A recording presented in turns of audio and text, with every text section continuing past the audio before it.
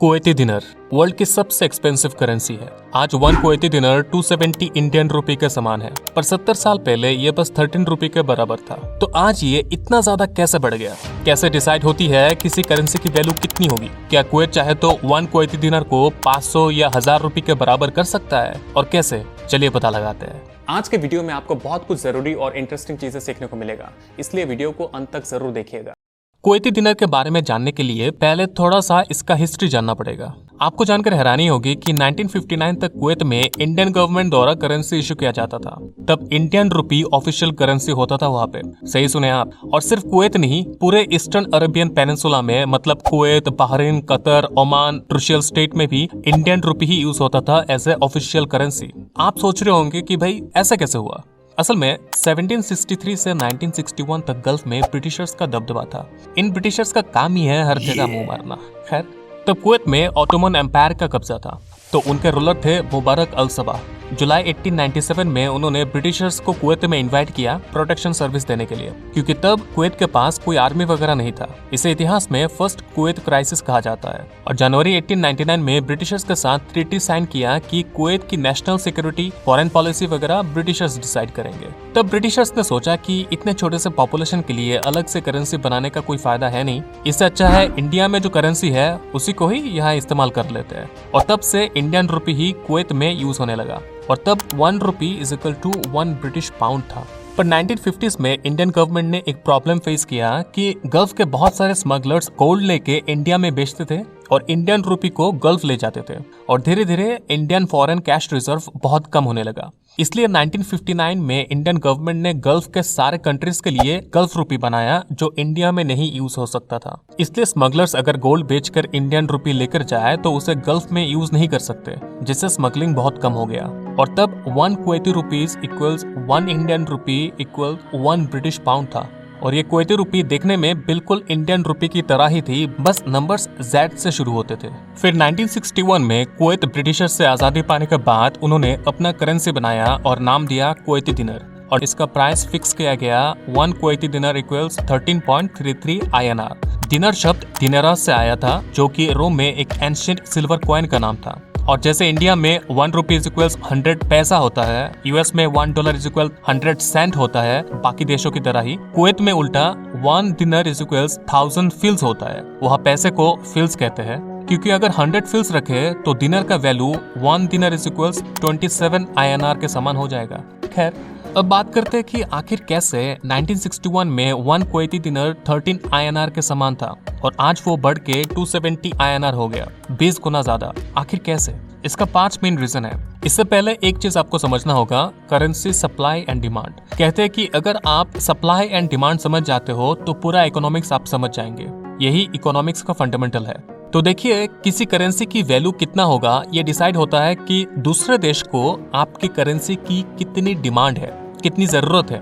मान लीजिए अगर यूएस इंडिया से राइस खरीदना चाहता है, या कोई टूरिस्ट इंडिया में घूमना चाहता है, या कोई इन्वेस्टर्स इंडिया में पैसा इन्वेस्ट करना चाहता है, तो इन सब को इंडियन रुपी हमें देना होगा। जो उनके पास है नहीं तो उन्हें पहले आरबीआई में डॉलर या यूरो देकर रुपीस लेना होगा। मतलब इन सब को इंडियन रुपी की जरूरत है। इसे कहते हैं करेंसी डिमांड। और इसी से हर करेंसी की वैल्यू डिसाइड होती है। करेंसी की डिमांड जितना ज्यादा होगा उसका वैल्यू उतना ही ज्यादा होगा। इस चीज को मैंने what decides currency value video में डिटेल्स में समझाया है, डिस्क्रिप्शन में जाकर आप देख सकते हो। अब वापस चलिए पहला रीजन देखते हैं। First reason, oil. कुवैत दुनिया की कुछ सबसे लार्जेस्ट ऑयल एक्सपोर्टर्स में से है, जो इनका मेन इनकम सोर्स है। Per day 25 lakh barrel oil produce होती है कुवैत में। और ऑयल खरीदने के लिए किसी भी देश को दिनार पे करना पड़ता है। अब ऑयल की डिमांड इतनी ज्यादा है, इसलिए दिनार की डिमांड भी बहुत ज्यादा है, इसलिए इसका वैल्यू भी बहुत बढ़ जाता है। ऊपर से करेंसी होती है लिमिटेड। जैसे अनऑफिशियली सबसे महंगी करेंसी है बिटकॉइन, जो कि आज 1 bitcoin is equal to 22 lakh INR है, क्योंकि यह लिमिटेड है। दुनिया में सिर्फ 21 मिलियन बिटकॉइन है, जिसमें से 19 मिलियन बिटकॉइन सर्कुलेट हो चुका है। और ध्यान रखिए कि किसी करेंसी की वैल्यू बहुत ज्यादा है, इसका मतलब यह नहीं कि उस कंट्री के पास भी बहुत पैसा होगा। जैसे आप लीटर में पानी को नापते हो तो कोई गैलन में पानी को नापता है, और गैलन 4 गुना बड़ा होता है लीटर से। पर इसका मतलब ये नहीं कि उनके पास ज्यादा पानी है। 4 टाइम्स यह बस एक कन्वर्शन रेशियो है। और कुवैत चाहे तो 1 KD इज इक्वल टू 500 या 1000 INR कर सकता है। कैसे, वो आगे हम डिस्कस करेंगे। इसी से समझ सकते हैं दिनर हाई होने का जो दूसरा मेन रीजन है वो है डेब्ट या कर्जा। जैसे 1 लिबियन दिनर 17 INR है, मतलब काफी हाई है इसका वैल्यू। पर लीबिया एक अंडर डेवलप्ड कंट्री है, फिर भी करेंसी इतनी हाई होने का कारण है कि लीबिया का कोई डेब्ट मतलब कर्जा नहीं है। वैसे ही कुवैत का कोई कर्जा नहीं है, उल्टा वो दूसरे देश को कर्जा देता है। और एक एग्जांपल, जैसे जापान की करेंसी इंडिया से बहुत छोटी है, फिर भी जापान एक हाईली डेवलप्ड कंट्री है। तो करेंसी इतनी लो होने का कारण है क्योंकि जापान के ऊपर बहुत सारा कर्जा है। थर्ड रीजन है इन्वेस्टमेंट। देखिए, बाकी गल्फ कंट्रीज में भी ऑयल है और उनकी करेंसी भी हाई है, पर दिनर उनसे भी हाई होने का एक और कारण है फॉरेन इन्वेस्टमेंट। कुवैत दुनिया का ओल्डेस्ट और third largest sovereign investment authority है। 1953 से ये यूरोप, यूएस और एशिया पैसिफिक में इन्वेस्टमेंट कर रहे हैं। 2021 तक इनका फॉरेन इन्वेस्टमेंट हो गया था करीब $700 बिलियन। तो हर देश को दिनर चाहिए अपने देश में इन्वेस्ट कराने के लिए, इसलिए भी इसका वैल्यू बढ़ जाता है। इसका वैल्यू ज्यादा होने का एक और कारण है करेंसी की स्टेबिलिटी। दिनर रुपी की तरह हर वक्त ऊपर नीचे नहीं होता। करेंसी जितना ज्यादा स्टेबल होता है उतना ही फॉरेन इन्वेस्टमेंट आता है देश में। पर आखिर ये इतना स्टेबल कैसे है? आपको पता ही होगा, ऑयल की प्राइस बहुत ज्यादा ऊपर नीचे होती रहती है, डिमांड ऊपर नीचे होने से, जिससे दिनर की वैल्यू भी बहुत फ्लक्चुएट होगा। इसे कहा जाता है फ्लोटिंग एक्सचेंज रेट। मतलब मार्केट में किसी प्रोडक्ट की सप्लाई और डिमांड के हिसाब से आपकी करेंसी की वैल्यू ऊपर नीचे होती रहती है। तो करेंसी को स्टेबल रखने के लिए कुवैत ने दिनर को पैक कर दिया बकेट ऑफ करेंसी के साथ 1975 में। अब यहाँ दो टेक्निकल टर्म है, पैग और बकेट ऑफ करेंसी। पैगिंग मतलब आप अपनी करेंसी को किसी दूसरे देश के करेंसी के साथ फिक्स करना। जैसे आजादी के टाइम इंडियन करेंसी पैग था ब्रिटिश पाउंड के साथ, तो पाउंड की वैल्यू अगर बढ़ा तो रुपी की वैल्यू भी बढ़ेगा, और पाउंड अगर नीचे गिरा तो रुपी भी नीचे गिरेगा। और कुवैत में यही फिक्स मेथड यूज होता है। पर ये काफी रिस्की है क्योंकि आपकी करेंसी की वैल्यू किसी दूसरे देश की इकोनॉमी के ऊपर डिपेंड कर रहा है। इसलिए किसी एक कंट्री के साथ फिक्स करने के बजाय बकेट ऑफ करेंसी के साथ फिक्स कर दिया कुवैत ने। अब ये बास्केट ऑफ करेंसी क्या है? बास्केट ऑफ करेंसी मतलब सोचिए एक बास्केट है जहाँ 20% डॉलर है, 30% यूरो है, अलग अलग प्रोपोर्शन में कई सारे करेंसीज है, और सबकी कंबाइंड रेशियो से आपकी करेंसी की वैल्यू डिसाइड होती है, जिससे रिस्क बहुत कम हो जाता है। इसलिए दिनर की वैल्यू ज्यादा फ्लक्चुएट नहीं करती और इससे इसका वैल्यू भी बढ़ जाता है। इसके अलावा भी करेंसी की वैल्यू डिपेंड करती है कंट्री की डेब्ट वर्सेस फॉरेन रिजर्व रेशियो, डेब्ट versus GDP ratio, interest rate, import versus export etcetera.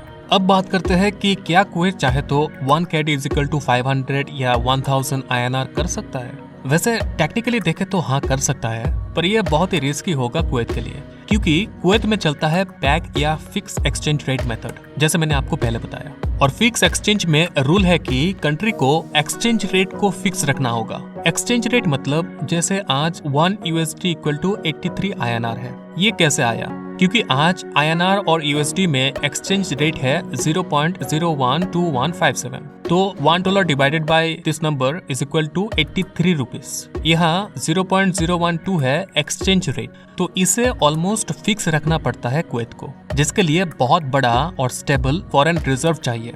मतलब करेंसी की वैल्यू बढ़ाने के लिए बहुत ज्यादा फॉरेन रिजर्व की जरूरत है, पर उसके लिए ऑयल का एक स्टेबल और सिक्योर मार्केट डिमांड होनी चाहिए। पर प्रैक्टिकली ये कई सारे फैक्टर्स और फोर्सेस के कारण डिमांड एंड सप्लाई अनप्रेडिक्टेबल है। कभी वार, तो कभी जियोपॉलिटिक्स, तो कभी पैंडेमिक वगैरह वगैरह। इसलिए इन रिस्की फैक्टर्स के हिसाब से एक सिक्योर और एवरेज वैल्यू डिसाइड किया जाता है, जो अभी चल रहा है 270 INR। कुवैत एक टैक्स फ्री कंट्री है जहाँ one of the lowest unemployment rate है। कुवैत फर्स्ट गल्फ स्टेट है जिसने अपनी कॉन्स्टिट्यूशन और पार्लियामेंट स्थापित की थी।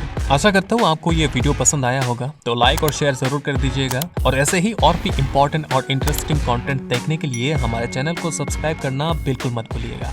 जय हिंद।